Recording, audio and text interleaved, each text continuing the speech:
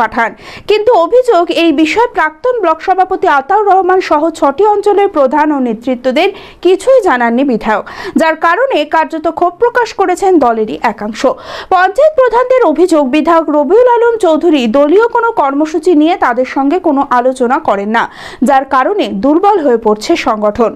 আগামী যে 15 তারিখে ইউসুফ পাঠান প্রোগ্রাম, ওই প্রোগ্রামে আমরা 6টা প্রধান এবং আমাদের 100 প্রতিনিধি আমরা কিচ্ছু জানি না, আমাদেরকে জানানো হয়নি, এবং আমরা কিছু জানি না।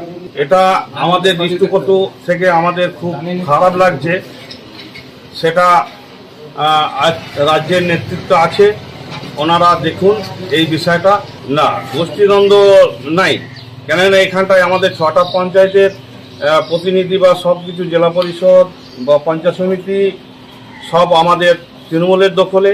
আমাদের এখানটায় কোনো গোষ্ঠীদ্বন্দ্ব নেই।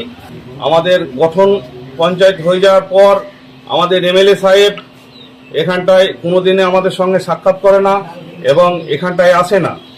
উনি এখন কিছু কিছু যারা বিরোধী আছে তাদেরকে মদত দিয়ে, তাদেরকে সঙ্গে নিয়ে তাদের একটা আমাদের যে তৃণমূল দলটাকে এখানটায় উৎখাত করব, এরকম মনোভাব। এই বিষয়ে রাজ্য নেতৃত্বের কাছে অভিযোগ জানাবেন বলে জানিয়েছেন প্রাক্তন ব্লক সভাপতি আতাউর রহমান।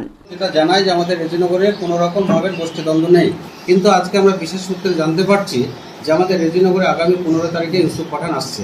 কিন্তু আপনাদের মাধ্যমে আমরা রাজ্য নেতৃত্বের কাছে এবং জেলা সভাপতির কাছে আমরা জানাতে চাই যে যিনি রেজিনগরের বিধায়ক সাহেব, তিনি বিগত 2023 সাল থেকে আজকে ডেট অবধি আমাদের এই এলাকার 100+ জনপ্রতিনিধি কারোর সঙ্গে কিনা সুসম্পর্ক নেই, কারোর সঙ্গে তিনি যোগাযোগ রাখেন না।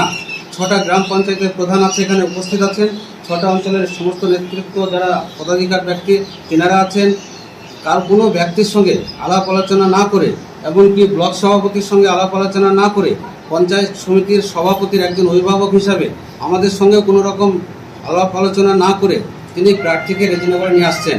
এবং সেটা আমরা মনে করছি যে আমরা এখানে যেনারা তৃণমূল কংগ্রেসের নির্বাচিত জনপ্রতিনিধি এবং দলীয় নির্বাচিত যিনারা পদাধিকার ব্যক্তি, সকলকে অন্ধকারে রেখে তিনি আজকে প্রার্থীকে এখানে নিয়ে আসার একটা কর্মসূচি ঘোষণা করেছে।